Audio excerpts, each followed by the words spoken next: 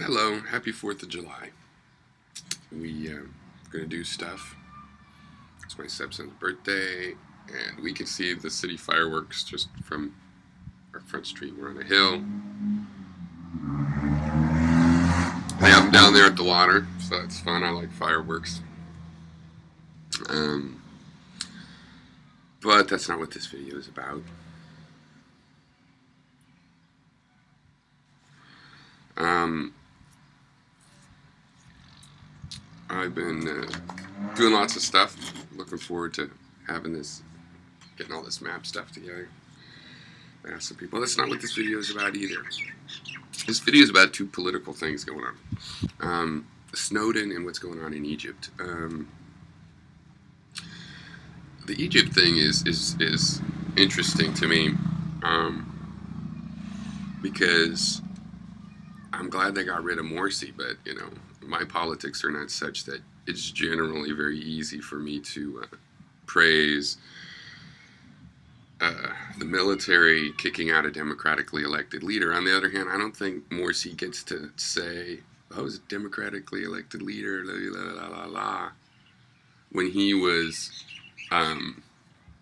trying to undemocratize their government, right? He's trying to overrule their government, kick judges out, rearrange things, make himself the final judge, trying to seems like he's trying to stack a constitutional convention to get Sharia law in there and stuff. And I mean, they say they had 14 million people in a country of what, around 90 million. 14 million people, biggest protest period ever.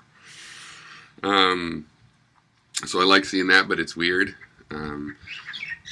It's a weird situation. It's not really like people think. I mean, with Sadat, Egypt was one of the places that seemed plenty ready to go Western.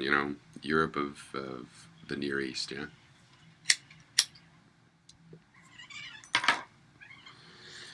And when he got assassinated, and then Mubarak did the martial law for 30 years. It's all kind of such a long, weird situation, and I don't know. So it's interesting to see how that plays out. I was surprised you don't see that a lot, but then again, I shouldn't have been, because the military never is a huge faction in there. You're going to have to make the military happy one way or another. So I'm just watching that one, but fascinating, huge situation there.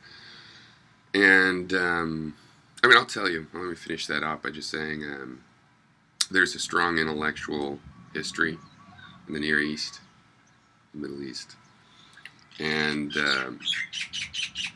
I would love to see them turn that corner. That can happen. You can have 10 years of reform and people have been put down. They get to finally do the things they wish should have been done for decades. And it would be great if in my lifetime, if the countries over there became, the strongholds of a new kind of democracy.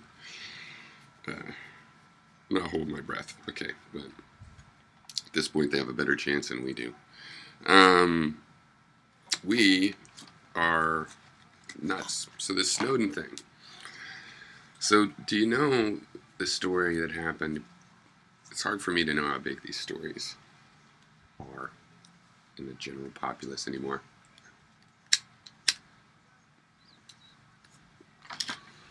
Internet's been covering it big, but I didn't notice them cutting in with it on interrupted Zimmerman trial coverage.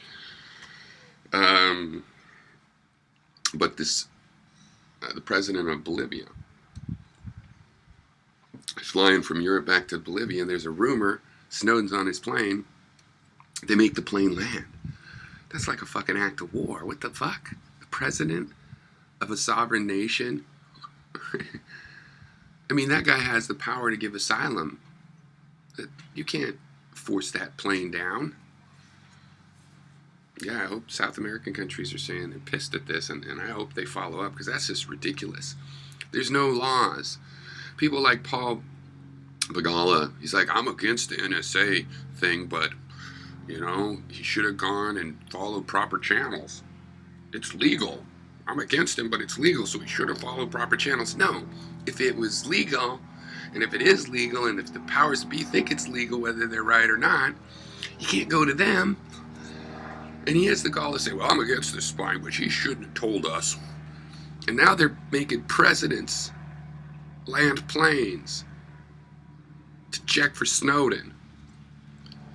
And meanwhile, the head of the NSA, Clapper, lied to us, lied to Congress.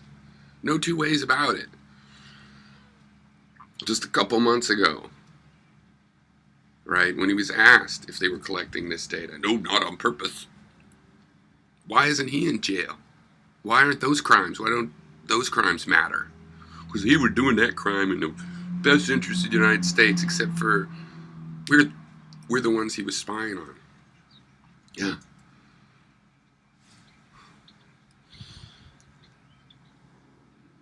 And how anybody could have any confidence that that information is being used correctly. How did Snowden get it? For every Snowden that's thinks it's acceptable to go on to fuck your life over and go on the run, how many are there that have the same access as him, but are just using it to, you know, look up their ex-girlfriends' emails? I mean, if he could just give this out, how many are giving it out for money? Real espionage. How many are just fucking around when they feel like it? Hey, you know what I could do? Pressing their friends. Party tricks. That information is not safe.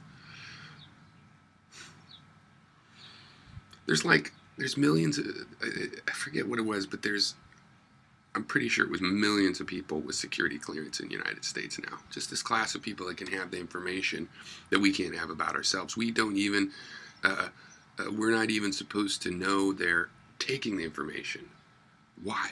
How about we know they're taking it and we go, oh, it's part of security. Yeah, right. I saw a good cartoon. What was it? Something like,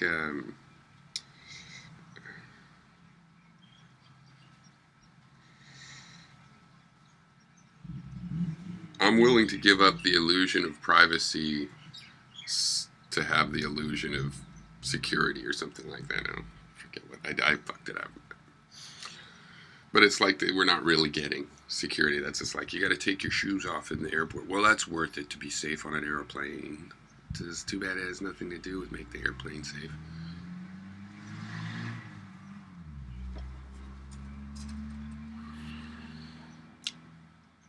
I don't really think there should be covert operations. I mean, there could be certain sensitive information, but I don't really believe in covert operations. I mean, there's just a tiny number of exceptions. But, yeah, I don't see how it helps.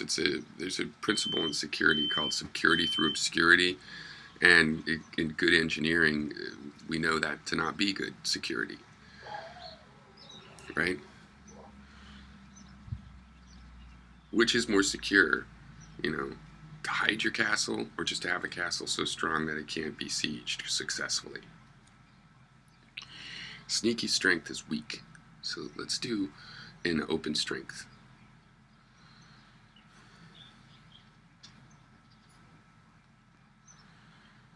I mean, I don't think the government should be able to read all our emails, but if that's the way it's going to be, just say that's the way it's going to be. I'm so sick of Americans. It's like, I want you to spy on me, but tell me I have privacy. I want you to go dominate the world, but tell me that you're just spreading democracy. Anyway, so yeah, good luck to Egypt. And very ironic thing I have to say that at the moment, the military has helped the people. The kind of statement that could come back to bite me in the ass, so I'll just tell you I'm not making a prediction. I'm making continual observation. And then the Snowden thing, Jesus Christ, I hope that guy gets his asylum somewhere and this fucking chase stops, and then if only somebody would besides the Europeans, would talk about all the information that has come out because of it. You know, and I'm happy about it because I've known there was this thing in the 70s, Echelon, as a hacker, we know that they've been doing this. It was just harder. Now they got the law so they can have a warrant type situation, and the companies have to cooperate. And as far as I'm concerned, this is just the rest of the country realizing what's always been the case. So just face it, grow up, face the reality you actually live in, your actual history, America, your actual contemporary history. Please.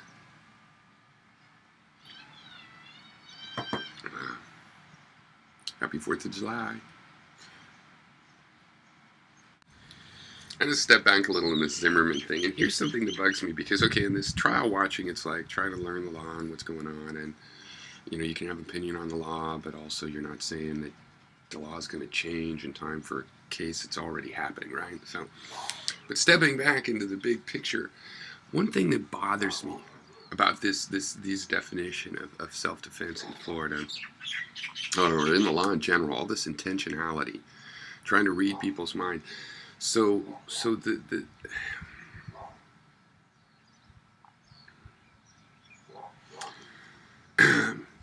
kind of like this. You have to have a reasonable belief that your life is in danger. And what's a reasonable belief? Now, I'd like reasonable belief, meaning that you had to think your life was in danger because it really was. Well, that's not how people talk about it. It's not how people think about it. And there's even cases that, no, it tries to get into that person's mind. What did they believe? And the problem I have with that, then, is that if you're a scary little poodle dog of a person and somebody punches you in the face, theoretically, that's legal to shoot them, because it's like, oh, I thought he was going to kill me with the next punch. Right? But if you're a strong man and you know, wow, that hurt, I don't like getting punched in the face, I'm mad at this guy, I'm going to hurt him. But you know that your life is not threatened, and you could kill him with that attitude.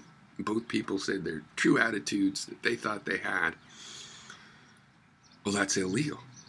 The strong guy that can handle a punch or two, it's illegal for him to kill the guy, as it should be.